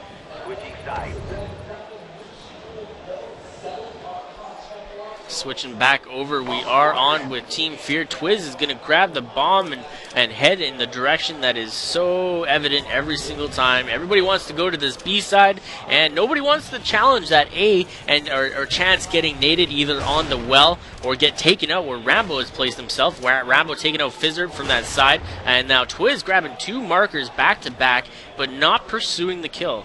Well, we saw from the last series there with Collapse and Envy, where here on Search and Destroy Havana, and Collapse took 4-1. They put a lot of pressure on that A-bomb site, and we saw how advantageous, wow, I'm going to go ahead and use a better word than that, how easier it was for them to be able to pick up that A-bomb site than trying to hit that B side. It throws people off when you go to that unpredictable spot or that not commonly used position, and you know, when people don't use it, it's hard to defend against it. It is a 2v4 right now. It's going to be left up to Twiz all by himself. Bomb carrier spots one, able to take down Merc. They know exactly where he's at. As they know he's over towards his back alley. Now they even know where he's down to a pinpoint. He's going to try to make an effort here. Wow, he's stuck. He's not going anywhere here. There's no way he's going to be able to pull off a 1v3. 10 seconds left. He's going to get taken down there by Rambo. That's going to be a 4-1 run there on the search and destroy on Havana. It was good plays all around from Team Eon Optic Gaming here. They're doing a fantastic job of, holding down their zones and making sure that when they plant the bomb that it stays through, and they held it down. And they had to do something. You can't let Team Fear escape with a 2-0 lead right away, and that is exactly what they need to come out on top of this series. Team Fear, if they were to get another win under their belt, it would have been very dangerous to stop them on that high of a momentum pace. And one of the things that you got to take in consideration going into that, John had 29 kills. Yeah. That game, he had 1. Maybe a little too confident in his shot, and like you said this before, actually, coming from a respawn game type to a search and destroy, maybe running out, being prepared for that respawn, it might have caught him off guard. But well, we'll get back to those respawn game times. As the next map is going to be Domination Firing Range. We'll be right back. We're all tied up at 1. It's going to be close. Let's see how this one ends up here in Raleigh, North Carolina. All tied up at 1 here in the winter bracket semifinals here in Raleigh, North Carolina, for the 2011 Major League Gaming Pro Circuit here for Call of Duty Black Ops. Fear and Eon Optic Gaming. That's going to bring us to Domination Firing Range. We saw last event, Fizzerp use Scavenger to constantly toss nades on each of the flag sites, and prevent, or even slow down. Everybody was always second guessing their movement towards the flags. Is that strategy going to be thrown into the loop this time? 100% it will be. Yeah. Without a doubt. So let's go ahead and hop on board here with Eon Optic Gaming. And we're going to jump right on board with the team captain, Eon Rambo, fellow Canadian, doing me proud every single event. And he's choosing to go backside and prevent the A cap from happening. Nade doesn't connect, so you have to assume that it might have been a fast push to B, and you got to be careful. And it gets taken out. They were prepared for that route. Well, one of the things we got to keep on, because there's Twiz with their grenade, but we want to really keep on consideration. Last time, Fizzerp was in top 10 for the most part for a good percentage of the game. So we'll be on the lookout for something like that. Looking at the whole positioning and how they were playing the map, we almost had it down to a T on how Fear was playing this game. Yeah, exactly. And I don't even know how you would counter that maneuver. How do you counter without using flak jacket? Flak jacket's banned, so you got to either eat the grenades or always have a floater with you. And the floater's job is to stay close to the flag, but not directly on it. And as soon as your guy goes down who's capping the flag, you immediately hop on and continue and keep the continuation going on the flag cap. So lots of different things to think about. As right now, we've got on board here with J-Cap. Still a tight game, so here right here off the start, as Optic Gaming has been able to pick up 2. Looks like they're going to go ahead and make an effort here at the triple cap. And so far, they've been able to pull off there. Now they've got the triple cap coming in here for Optic Gaming. Yeah, Merck's now placed himself up into one of the 2 main positions on this map to hold down when you want to force spawns into bottom range. Merck now turning around, taking out Twiz from the back. Possible third goes down. Assassin gets the slapocopter from Merck, and Merck didn't go down, so they ain't losing the round. This is not done yet because Merck has spotted one, and he's still trying to be able to come back around. Big Timer is able to come back and help out and finish that one off as... the shirts don't lie. I'm gonna get that shirt made up, and as soon as I can find somebody in my town to make it and get it printed, it's happening. And if need be, if we have a bit of downtime next time, that shack's gonna be set up, and we'll be entrepreneurs of selling the merch shirts. I want that, and I want mind blinking. Those are my 2 right now. All right, so back on board with Merck. Merck seems to be the presence that is so deadly, denying Team Fear early on in this first round. They did lose another flag cap C going down, but Merck has now positioned himself, holding down the bottom side spawns. John responding to the A cap, taking out out 2 Twiz, and Merc is last man alive, and he gets taken out 4 down. What, is he on a West Coast connection? Why didn't he reflect, try to react any time quicker than that? You know, sometimes you get caught looking at your teammate's screen, and that might have been one of those opportunities. So, oh, wow. Team Fear grabbing a 3-cap of their own, holding off against Optic, diminishing their lead here, and they got to do something quick. Two go down for Team Fear. Merc's left alive on C, and he's going to be holding out against Top 10, his favorite spot of the game so far, and the continuation didn't happen. JCap turning around, Fizzerb not able to, or Fizzerb is able to take him out, and now they are headed back, and this is a fight all the time, non-stop action. As right now we're back over here on board here with Fizzerb here from Fear. As right now we're taking a look here, he's going dead, push around. Let's go ahead and listen in and to Fear against Opti Gaming. Back trailer. One guy's gonna go back. Same base. 2 bottom one, 2 bottom one. AB, AB. Get on, just jump on. Only one. Just 2 down. One more on the side 10. Alright, he got off though. He's on it. Let's go! Big time in Rambo. I'm gonna stun out there for you.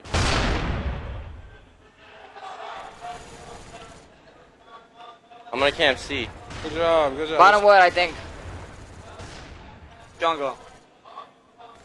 There's 3 down, there's 3 down. I'm stunned. Where they coming from? Anyone know? I have no idea. I'm camping C. They're down low. Dude, there's another Twiz. He went bottom wood. Bottom one right now. Don't camp it out, please, guys. Losing B. Hey, no, I'm nading B anyway, though. He's going top. On B, guys. There, 2 on B, 2 on B. Nice, that's 3 down. Let's go! Down. I just need a B. Don't jump on B. Get out. They're all dead. Push A. I'm gonna tap. Nah, I'm not. They're gonna stun it, probably. I'm gonna try and pick up middle right now. He's definitely jungle. I stand on bottom hill. He's down here. Alright, I'll wait on him. He's back there. Nice shot, John. I'll watch jungle for you. I'm watching it for you, John. Got you, John. I got you. Let's go! One more. I got you! Come on. I got middle unlocked. Once C All areas secured. Hold your position. middle, I think. Bottom 10. Hold this for a minute, y'all. I got one more. Top wood. Oh, my fault. Yo, go on C hard. Nate C. Oh, good job, John. Baby. 3 down. Let's go! Fucking fluke my shit. Make sure they don't spawn 50 top. seconds, guys. Let's hold this for 50 seconds. Alright. Where they spawn? Down low spawn. They gotta come up C container, maybe. He ran. Let me get that guy. Top, trailer. Good. Time's almost up. About to run out of ammo. Yo, don't let them get points. Navy. He's coming B. Navy now, guys. They're gonna try to get it. One on it. Yeah, Let's go! 3 down. Good job. That's the last one. 128-87, a 41-point lead here for Fear as they've been able to maintain a 3-cap for quite some time. But really it comes back down to that Fear setup that what we've gotten used to. And, hey, you were right about something, and so was I. You know, that plays. You know, we watched Fizzer bounce nades off of very strategic points to continuously pummel B, make sure that nobody had an opportunity to go and hit up that flag. But then again, it was just, how do you combat it? Like, you have to take him out. You got to take him out of top 10. That's his power point. He's got to be taken out. Well, see what was happening there. You had, we're going to look at this in this second half as well.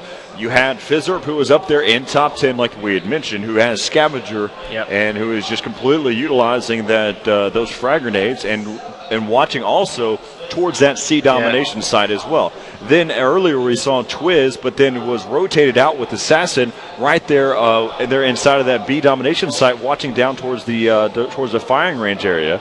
And then you had one of the members up there in top wood and one down below, both watching the jungle side. So they had that, and they were forcing them to spawn down towards the firing range side. Yep. And that's how they maintain it the whole time. Lambs to the slaughter as you're trying to come up through those choke points. The line of sights always benefit the top-sided team that's looking down the direction. In any game. Yeah, exactly. It doesn't matter what game you're playing. Yeah. So it's very difficult once you are forced down into that position to get out. And I've seen it used once or twice, and I have to recommend it. You know, if you're going to be trapped down, somebody's got to throw that smoke. I've seen smoke being thrown through center B up the ramp, and then, you know, they sneak up through, and it allows you to pause it up. And if you're getting spawn trapped that bad, that is a beneficial idea. But you have to create that class. Exactly. So let's go ahead and hop in and see what Optic Gaming can be able to do here for this second half. Second half is going to be rough as they got to come back from a deficit. So, you know, right off the start, you got to be careful with these pre-nades and opening nades. So let's go ahead and do a quick little listen in and see how they properly communicate with one another and try to be able to tie things back together here in the second half. Hop on B, I'm watching you. Top 10 in, I got top 10. top 10. Oh, I hit you, my fault. Come on. Fuck. Don't overextend, stay alive right now. I'm going back to A right now. Bump up area. I'm going top. Bottom wood, uphill. One's back trailer. Nice. No one's middle. That one, C-Tac. Assassin. Going back trailer. 2 dead, 1 C-Tac. Back trailer. I got him. Assassin's over there. Bottom 10, you want top 10, I think. Assassin, you know? I don't know. He's gonna take advantage. Back trailer, John. He's stunned. I don't know how he killed me. What the fuck? Nice.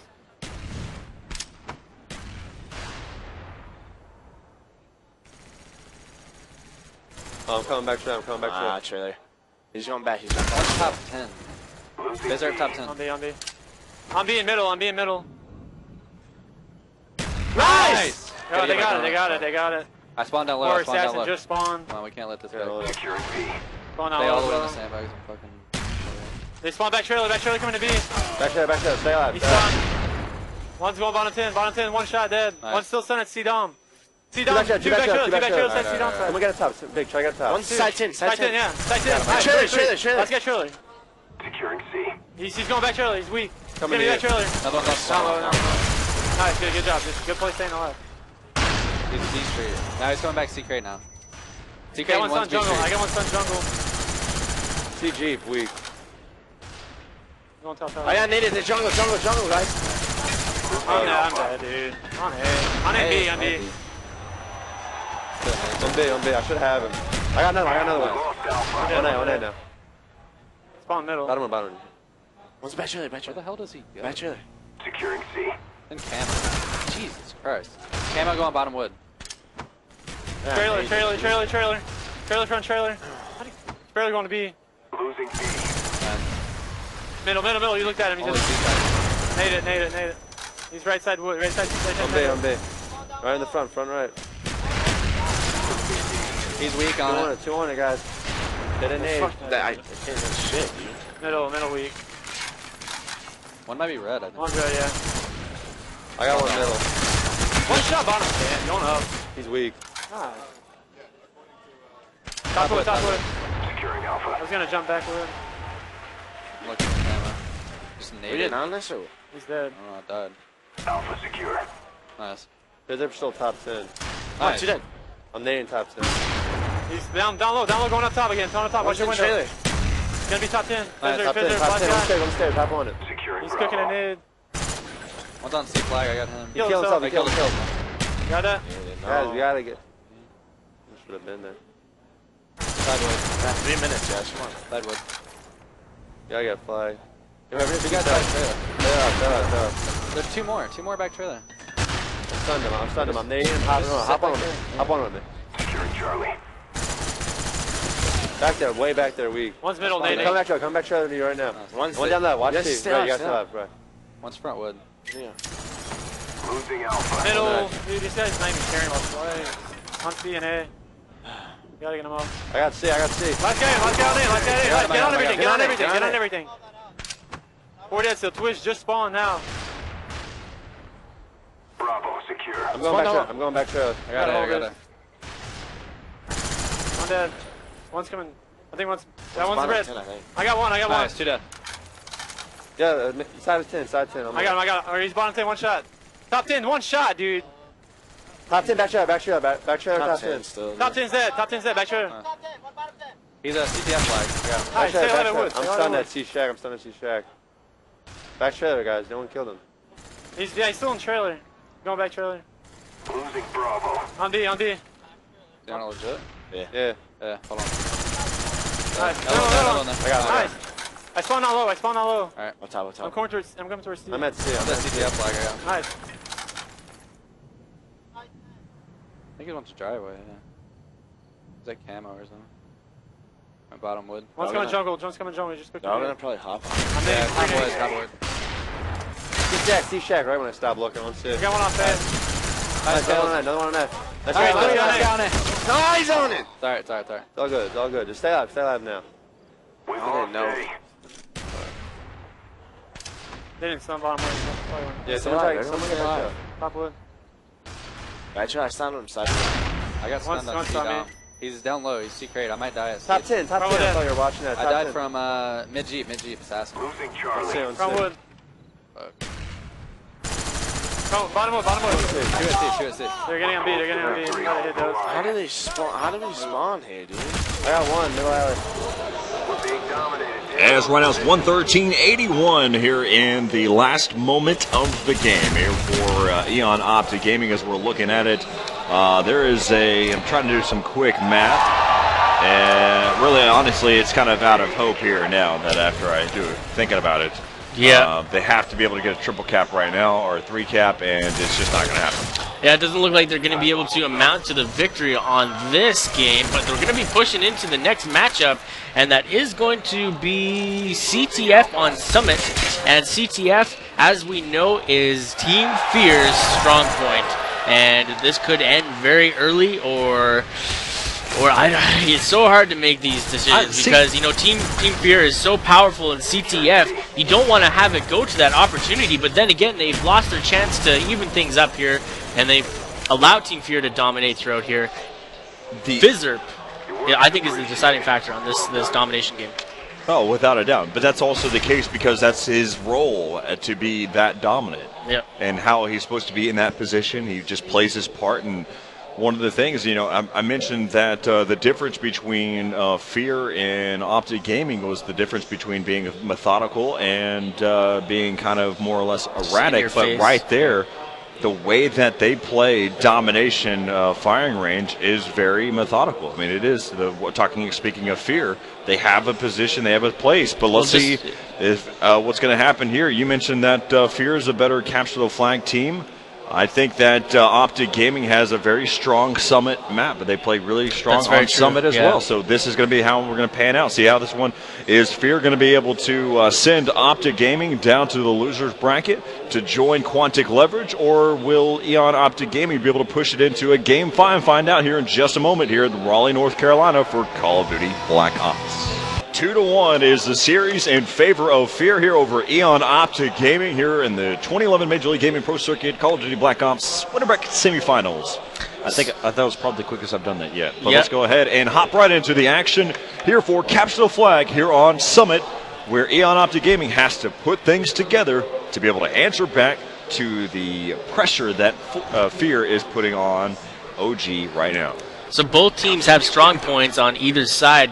Team Fear loves their CTF game, but Team Eon Optic Gaming loves Summit. So you got to be careful on both regards, and how this pans out is just we're gonna unfold very shortly as we jump on board. Rambo gets taken out from top side, and now Big Timer's looking for that offender, looking for some action down below on the C crate cut, and no contestment here so far. As like you said, we're back over here with Big Timer. Big Timer has been spotted over there towards that C domination side, and a nice nade which will draw him out right into the gunfire of John there from Fear.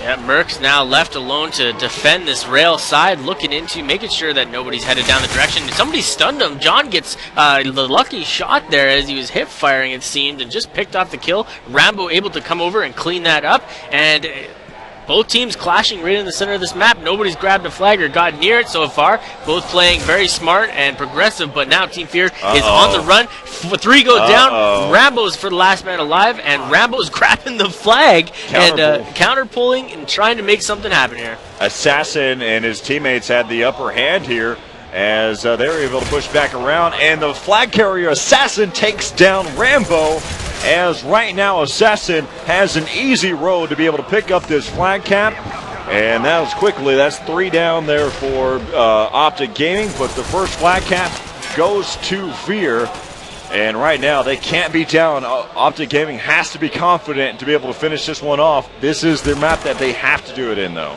Yeah, Assassin is leading the charge, leading the way, taking full coverage of his own flag run there, jumping on board, jumping on top of Rambo, taking him out, going straight at him. Very ballsy move, but making sure that it happened. He's got to lead the way. Team captain showing everybody how it's done. But now look at this. Team Eon Optic Gaming is pushing in, closing, strangling the choke points on this flag, and that is 4 down from Team Fear. And now it's their time to try to grab this flag and make a point on their own board. John was the flag carrier. He was able to get a flag, and he got shut down there by Merc.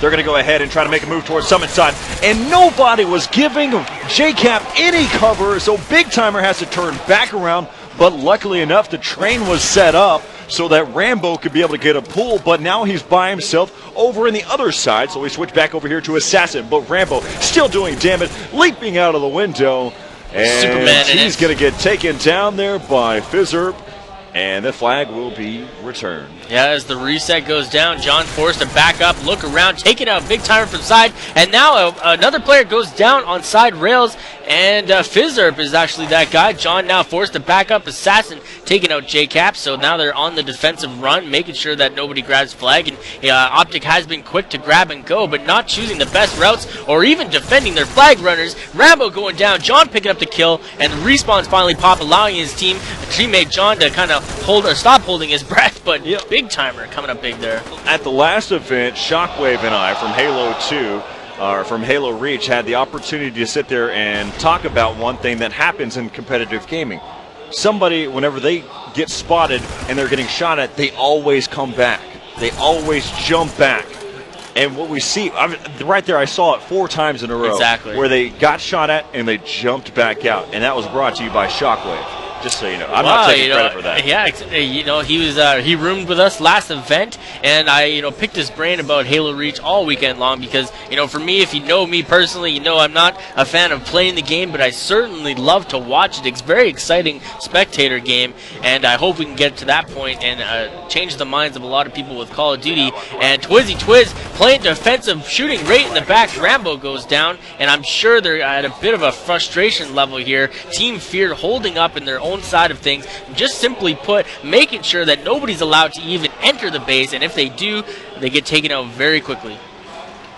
As right now, 40 seconds left here in the first half. You've got 3 members back on the defensive, waiting for another respawn. So now they got 4 members here for Fear inside their own spawn. Rambo able to take down John. As now they're still being able to push back in there. They've got 3 members again back over there in their spawn. This should go ahead and do it, unless they're able to come in full sweep, and that's just not going to happen here.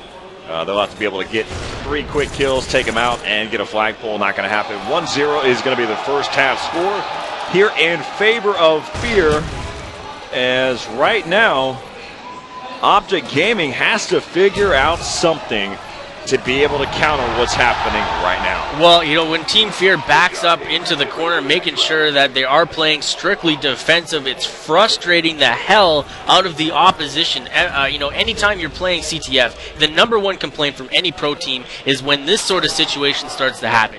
Anytime you have static defenders who are simply, quote-unquote, camping with a member of themselves in the ground, it can be very difficult to combat that, and I know it frustrates. It's a very mind-blanking element of the game. Well, one of the aspects of it has to be, the fact is, they got themselves to that point. They picked up that first flag cap, and they're allowed to do so.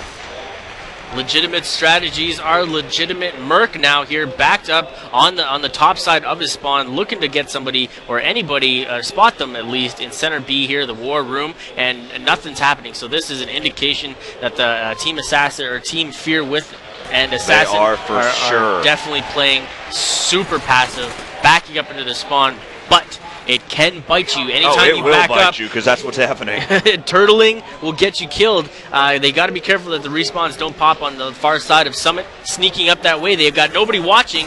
A Merc now picking up a kill. The knife actually went right over his head there as he ducked down onto his knees. A little off the top, but he stays alive as right now Merc spots one. Headshot into Fizzerp. Fizzerp helps him out, jumps into the recoil, and like that, Assassin slides in and gets the kill and comes back and returns the flag.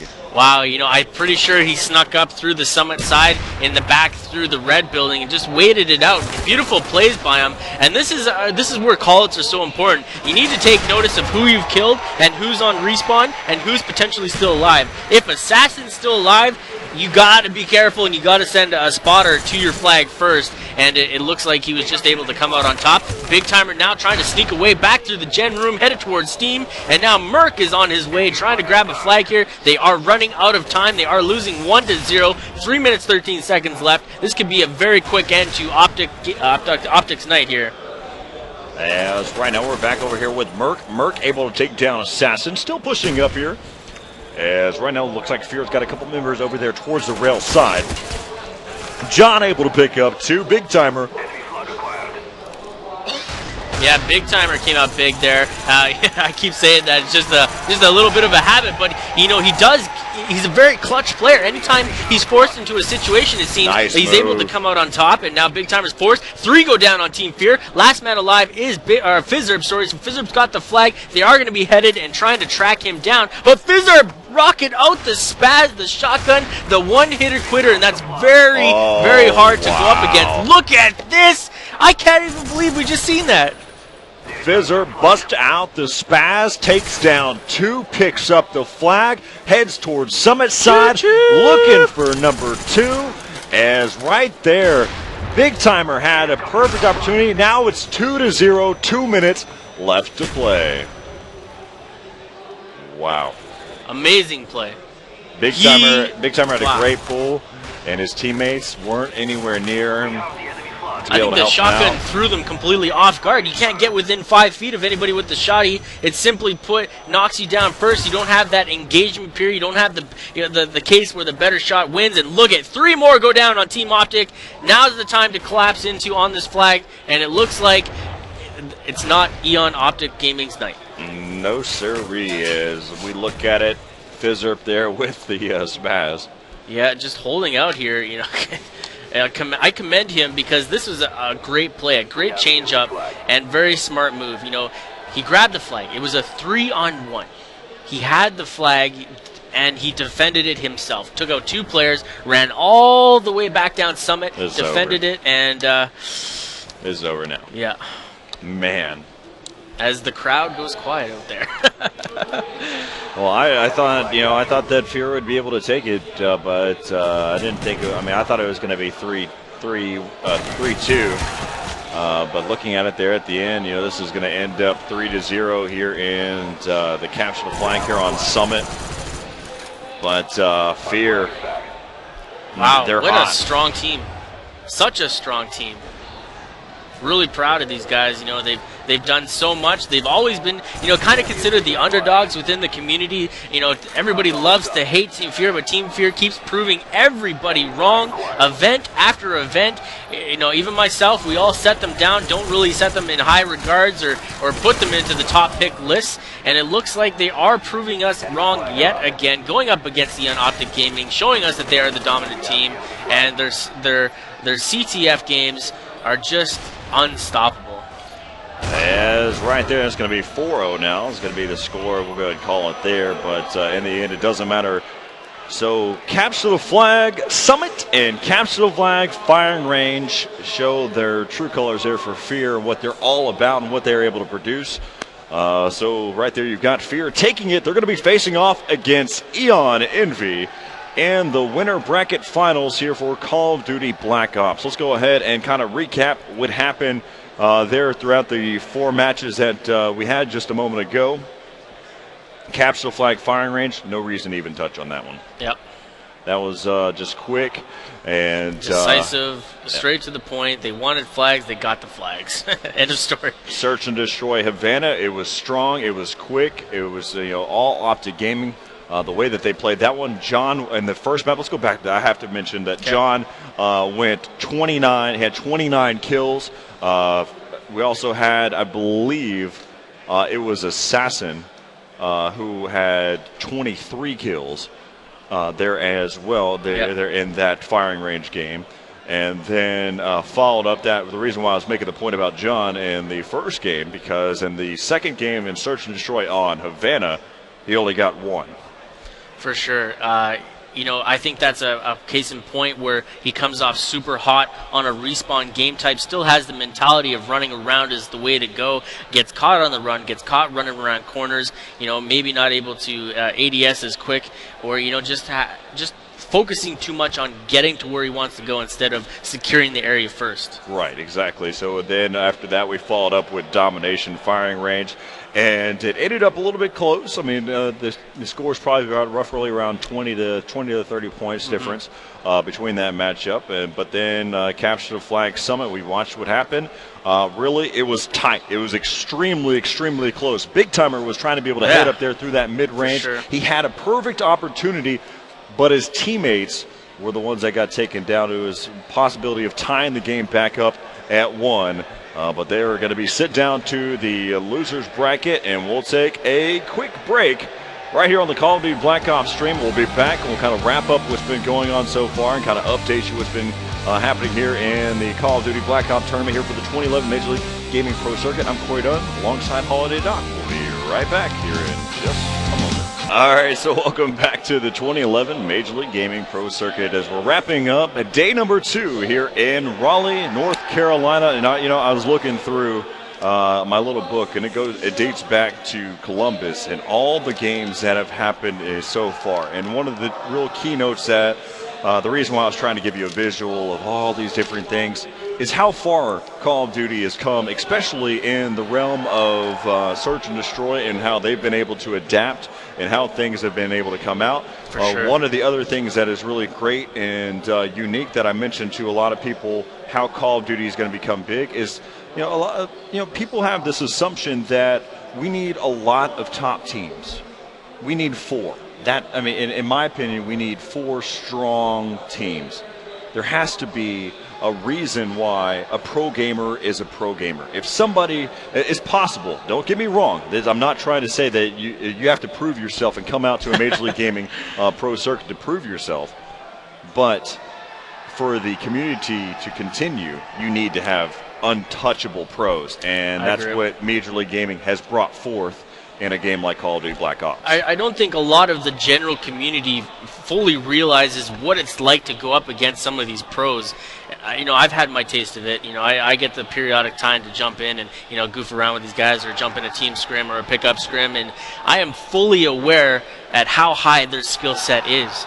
The general community or the YouTube community is still at the understanding that, hey, anything these guys can do, I can do it better. And I think we're starting to change that mentality. We're watching these guys' shots, and it doesn't vary very much from the center of their chest points. And, we're picking up on the fact that these nades hit every single time, and it's just amazing. I mentioned to you back in Columbus about how what it comes down to, we're going to get past this point where shots are just going to be shots. It's everybody. If you're a top player, you're going to be able to hit your shots, and it's going to come down to how you maneuver and how you mind blank your opponent.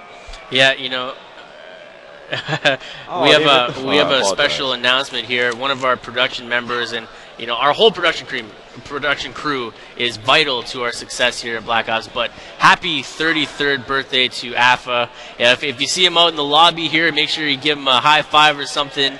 He's our main switch guy, giving us nonstop help throughout the Otherwise, we would go black right now. That would be the case. I mean, he could switch us off if he wanted to at this point. But, let's, just because We want to be able to help out, Hot Pockets. Make sure you eat, play, and win sweepstakes. We want people to go out and buy specially marked boxes of Hot Pockets because everyone who redeems their code online automatically receives a free MLG Silver membership. All right, so that is a wrap-up of tonight. We are so proud to bring you the action today. So many upsets, lots to cover till tomorrow. And tomorrow, what's going on tomorrow? Well, at 10 a.m., we're going to be kicking it off with League of Legends. I know a lot of members came out here to Raleigh, North Carolina to get the opportunity to be able to see League of Legends. You'll be able to check that out at 10 a.m. with Rivington and Court Jester, who have done a great job in their calls whenever they had the opportunity to. They did an awesome job on the stream today. Make sure everybody's give them a high five and congratulating them on their efforts, because you got to remember, any game that helps esports helps everybody, so got to support it all. And we'll have, of course, myself, Corey Dunn, alongside Holiday Doc at 1:30 p.m. Eastern for Call of Duty Black Ops, as we'll see who's going to be the champion. We've got Envy as well as Fear in the winner bracket finals, and we may even see in the loser bracket at some point Quantic Leverage and Eon Optic Gaming. There's so many different types of teams that are down there as well. So you're killing our production crew, bro. Why? Because I'm keeping them here for a little bit longer. Yeah, cue the Oscar music. Da-da. All right, so thanks again for tuning in today. I'm Holiday Doc alongside Corey Dunn. We've had a fantastic night. We will see you tomorrow. Hello and welcome to the 2011 Major League Gaming Pro Circuit in Raleigh, North Carolina, as we're going to go ahead and take a look at the National Guard's Path to Honor.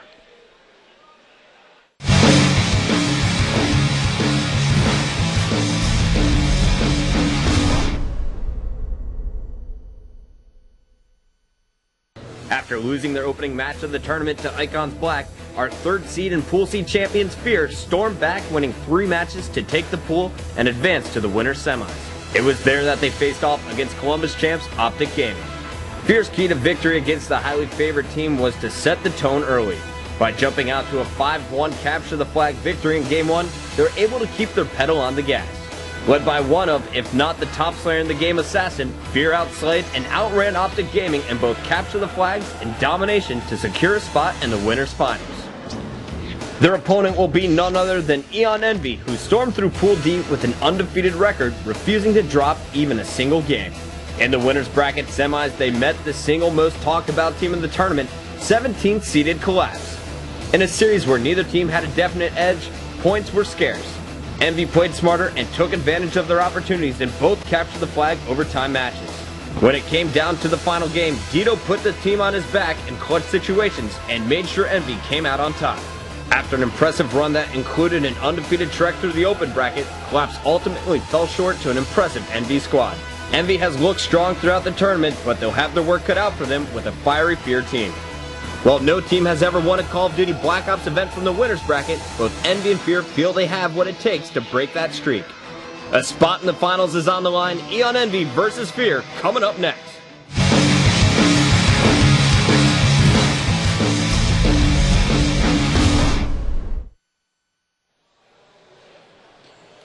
And so that's going to be the matchup that we're going to see out here on the main stage here in Raleigh, North Carolina, here for the 2011 Major League Gaming Pro Circuit for Call of Duty Black Ops. I'm Corey Dunn, and this is Tim Kennedy. What's going on? As I want to take advantage of, we had you on here at our previous events, and we talked about your MMA, we talked about your Special Armed Forces, but this go around, I want to take a little bit of a different approach and talk about some of the tactics that are involved in real life and how they're applied into gaming as well. Curiously, every time I watch these guys play, the correlation between how we do things and how we communicate in combat is very similar to how these guys talk and actually clear rooms and approach the battlefield. We use a lot of things like MDMP, the military decision-making process, and METTC, taking all these different factors when we're making decisions about how we're going to do something, and they do the exact same thing. Exactly. And it's pretty awesome. All right, so let's go ahead and jump into the first question that I have is, whenever a gamer notices that a player is running behind a wall, he knows that he's there. sometimes typically will happen. We've seen it with Eon Optic Gaming's Rambo. He noticed that a player was coming around the corner and he was ready. He was already setting up a shot and he was pre-firing because he knew that he was going to come out at some point. Do you do that whenever you're in real-life combat? Absolutely. METTC is an acronym that we use. It's where you're considering the mission, the enemy, the troops, the terrain, civilian casualties, the available time that you have, and that's exactly what these guys are doing. Like what type of weapon am I using? If I'm shooting a 50 caliber and a guy's running behind a wood wall, I'm going to zip right through that. Right. If I'm using a pistol and he's running behind a concrete wall, I'm not going to do that. If friendly fire's in play, I have to consider where my other troops are. Am I going to be shooting through the wall not knowing what's on the other side? What's on the other side of the wall behind that? Am I going to be hitting one of my guys that's waiting to grab the flag? Or, those considerations of the METTC, it's an acronym that we live by. We take all these different things into consideration before we make a choice. I love shooting people through walls because they can't see me, but I know that they're there. Exactly. A round's traveling at 2,800 feet per second. It's a 150 grain bullet. It's going to zip through that wall and definitely hit that guy. All right, so one of the other questions that I had is going into the equipment base. We noticed a lot of these gamers, they have the ability to respawn, but if we're focusing on the idea of search and destroy, where their equipment is already limited, where they have to go into a certain room, they utilize a stun. But what do you do? How do you know that if you're going into multiple rooms, you're going into a building that has more than, let's say 5 different rooms that you need to check? What do you do? Amazingly, these guys know these maps so perfectly well that if we're going to go do a hit on an HVT, a high value target, we're going to know the layout, or hopefully we'll know this layout of where he's going to be. Let's say Bin Laden, his compound, all the different rooms. If he's in the last room and that's where he's been, we know he's going to have a PSD element, a private security detachment that's going to be protecting him. So I only have so many grenades, I only have so many flashbangs, I have to know when to use them. If I'm clearing a room, I always want a flashbang to go in before me. I don't want to be running. I don't want to be the first thing through the door. I want something to go in there and knock the guy's equilibrium around, his vision. Then for me to follow that flashbang in. Of course, you have to take into consideration if that guy's 6-7 rooms deep. I only have 4 or 5 flashbangs. I got to save some for where I know I'm going to have contact. If I know that they're going to be sitting on top of a search and destroy, they're going to be sitting on top of the headquarters trying to protect it. And there's going to be guys back there. I need to take care of my flashbangs to save some for later, just like I would in combat. Well, you brought up a good point, because in gaming-wise, whenever you toss out a stun or a flash, if you're just on the other side of a box or a different type of object, it doesn't affect you. Is that the same case here? No. The overpressure, which is as the flashbang goes off and explodes, it increases the felt volume of pressure in that room. The smaller the room, the less entrances, the less windows that there are, the more pressure that there is in the room and the more felt pressure that there is. That overpressure, depending on the size of the room, can really hurt. So if you're hiding behind a table, that doesn't change the pressure of the room. You might not get the dust that kicks up from it or the shrapnel that gets blown up into it. So you may not get that stuff flashing in your face, but the pressure of the room is definitely going to knock you around. So that's definitely not how it feels to be flashbanged. We have things that are 2 bangs, 5 bangs, 10 bangs, where you throw a flashbang in the room and it goes boom, boom, boom, boom, boom. By the time you're at the end of 5 bangs, you just want to lay on the ground, just hold your ears and suck your thumb. So that you're probably not going to be able to get away from a frag grenade the same way either, huh? No. A frag grenade reaches everybody. The Semtex grenades, that's a pretty neat tool. Unfortunately, it's not something that is as usable in combat. The frag grenades, one of the greatest things out there. If I'm going into a building, I've already been shot at from the building. That's a bad building. I'm not going to be flashbanging those rooms anymore. I might be frag grenading those rooms to clear them. But how you see these guys bounce the frag grenades off walls, that's something that we do. If you're going to be clearing 2 rooms deep, you can bounce the frag grenade off the wall into the next room. Those are all great technical things that we really do in combat that they're doing here in the game. All right, so one of the other things that we can talk about is some of the player strategies that are involved going into a matchup. Now, a lot of these gamers, like you mentioned, they have a lot of time, and they've really kind of broken down each one of these maps from what to how do you bounce a grenade off a wall, whether you can make a perfect precision nade fall into a domination site. how much time do you have whenever you get into a situation that you have to prepare? How much time you have to prepare before you go in, it depends on the mission. You know, a lot of times, you know, we're sitting there and we get an HVT notice, like we know a bad guy is here, a high value target is in the area, so it's instant. You have to go get him because you know that he's there. Sometimes you have a lot of methodical process of planning, like I was talking about the MDMP, the MET-TC. We're taking as much time as you have available. You're rehearsing, you're practicing. We're warming up. We do line drills where we draw the buildings, the whole entire building on the ground, rock drills where we make simulations like with rocks sometimes, buildings if we have, and we move the different moving elements on the battlefield to plan for how we're going to do this. These guys, you know, you see the teams warming up, you see the teams working on their commo, what they're going to be saying to each other during the event or during the fight. You know, it's similar. It's as much time as you have, you know, to prepare for it. What happens though whenever an idea that something that has been planned out, because a lot of times what happens with some of these search and destroy strategies, they had this idea of what they want to go for, and something puts a kink in that. What do you do? Is there any? Do you break away immediately? Is there a leader? Is there somebody that sits there and keeps everybody under control? There's always a leader, and there should always be a leader. You know, in these instances here, it's the coach. You know, for us, we have a rank system that's in place, and you're going to have a team leader, and then you're going to have the follow-up team leader, and you know, you're going to have separate teams, and you're going to have a squadron team leader. So everybody knows the chain of command and who's in charge, and if that guy gets hurt, who's stepping up next.